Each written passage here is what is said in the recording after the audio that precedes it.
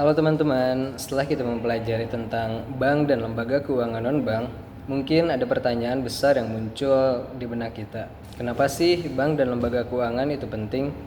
Kenapa sampai-sampai kita harus mempelajarinya dalam mata kuliah khusus? Why? Nah, di video kali ini kita bakal bahas bareng-bareng supaya kita paham bukan hanya definisinya, tapi juga peran vitalnya dalam kehidupan sehari-hari dan perekonomian suatu negara. Jadi gini, So what? bayangkan kalau kita hidup tanpa bank dan lembaga keuangan non-bank. Mungkin semua transaksi harus dilakukan secara tunai. Orang yang punya uang lebih bingung mau simpan di mana, dan orang yang butuh modal usaha nggak tahu harus pinjam kemana. Ekonomi pasti jalan, tapi akan lambat dan penuh resiko. Disinilah bank dan lembaga keuangan non-bank hadir untuk mengisi celah itu. Pertama, mari kita bahas bank. Bank itu sering disebut sebagai jantung perekonomian. Kenapa? Karena bank menjalankan fungsi intermediasi, yaitu menghubungkan pihak yang punya dana lebih, misalnya penabung, dengan pihak yang butuh dana, misalnya pengusaha atau masyarakat. You needed money? Dengan adanya bank, uang yang tadinya nganggur bisa diputar untuk kegiatan produktif. Selain itu, bank juga menyediakan berbagai layanan seperti tabungan, kredit, transfer, bahkan investasi.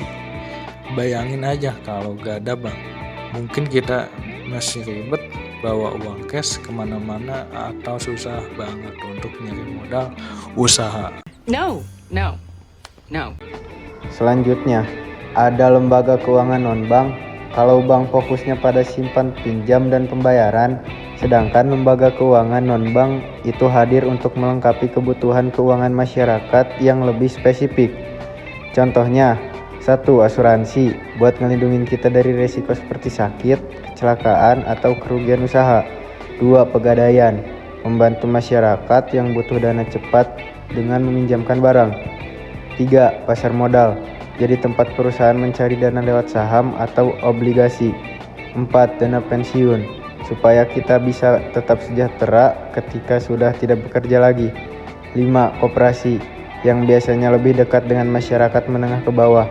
Jadi, lembaga keuangan non-bank ini kayak partner bank, saling melengkapi. Kalau bank jadi tulang punggung, lembaga non-bank ini jadi otot dan organ-organ lain yang bikin sistem keuangan bisa berjalan utuh. Partner. Nah, pertanyaan terakhir, kenapa kita perlu mempelajari ini semua? Why? We don't know why. Karena dengan memahami peran bank dan lembaga keuangan non-bank, kita jadi lebih melek keuangan.